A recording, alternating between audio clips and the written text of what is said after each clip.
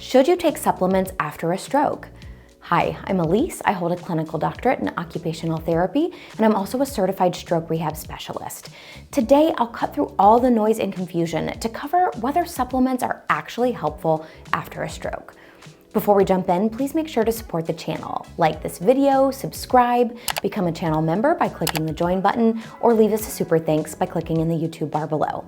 All right, let's get into it. So here is the truth right up front. Most stroke survivors are not going to need to take a cabinet full of supplements. However, there are some specific situations where supplements may be helpful to improve overall health and recovery. But before we get into specifics, here's the most important thing I'm going to tell you.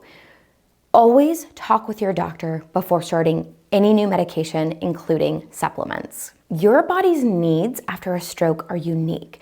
What works for someone else or what you read about in a Facebook group may not work for you, and at the very worst, they may even be harmful. The supplements I'm going to talk about should only be taken if you've had specific testing done and your doctor thinks that you need to be on them.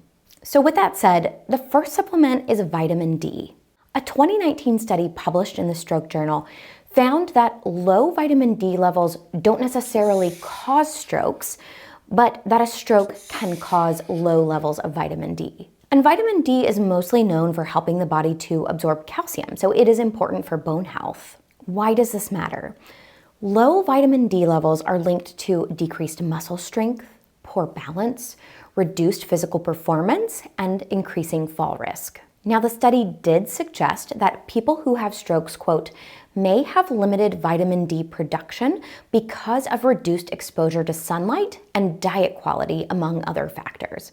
It's also important to note that you can overconsume vitamin D, which can lead to toxicity. So if a blood test shows that you're deficient in vitamin D, supplementation may be able to help raise those levels up, increase your energy levels, and also contribute to better bone health. But again, this needs to be determined through testing and not guesswork, and your dosage needs to be figured out by your doctor based on your specific situation and the other medications that you take. The second supplement is fiber. So the prevalence of diabetes mellitus or type 2 diabetes is pretty significant. It's estimated that around 1/3 of stroke survivors have this disease. And managing type 2 diabetes is important for overall health, but also important for stroke recovery as well. For many people with type 2 diabetes, eating a lower carb diet, foods that are lower on the glycemic index, and foods that are high in fiber can be really helpful. Ideally, you would increase your fiber intake through whole foods. Now, for some people, fiber supplementation may be a good way to start increasing your fiber intake. But again, you need to talk with your doctor to make sure that a high fiber diet or supplementation is going to be right for your specific situation. Supplement number 3 actually includes protein and amino acids. Anywhere between 14 and 54% of stroke survivors will go on to experience muscle mass loss after their stroke, most commonly on the affected side. And it's because you have less movement than you did before your stroke, and a decrease in muscle mass can happen pretty quickly after a stroke. So like I mentioned, there are 2 supplements worth asking your doctor about, and the first is protein. Now, you can either get this by doing a higher protein diet, including more high protein foods like lean meats or soy in your diet, but you can also get this through high quality whey protein supplementation. And whey protein is usually the best in terms of a supplement, just because it's the most bioavailable, meaning it's the most easy for our body to access and use. So when somebody eats protein, that protein is broken down into its component pieces, its building blocks, which are called amino acids. And they're involved in a lot of different processes in the body, including tissue growth and repair, immune function, and energy production. Having a higher protein intake can actually help to reduce muscle mass loss. However, as with all the things I'm talking about today, check with your doctor first, because there are certain conditions and diagnoses that you should not be having a high protein diet with. And the second supplement is amino acids. A study found that combining amino acid supplementation with traditional rehab may actually contribute to improved skeletal muscle mass and functional independence, especially early on in post-stroke recovery. Supplement number 4 is iron. Anemia can occur after a stroke, and this is when somebody has reduced red blood cells or their red blood cells aren't working the way that they should. And this means that oxygen may not be carried around the body as efficiently as it should. It can make you feel fatigued and weak, which can directly impact stroke recovery. Improving hemoglobin levels can have a positive impact on your functional recovery, and it's even been found to reduce hospital stays.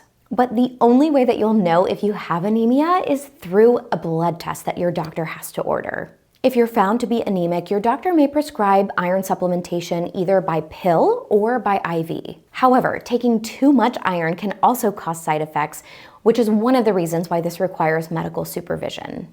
Supplement number 5 actually includes a group of different supplements, including vitamin D, calcium, folic acid, and B12.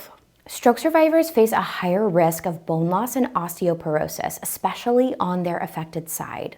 When we do any weight-bearing activity or strength training, weight training, that resistance that's placed on our bones actually signals the bones to build more bone tissue.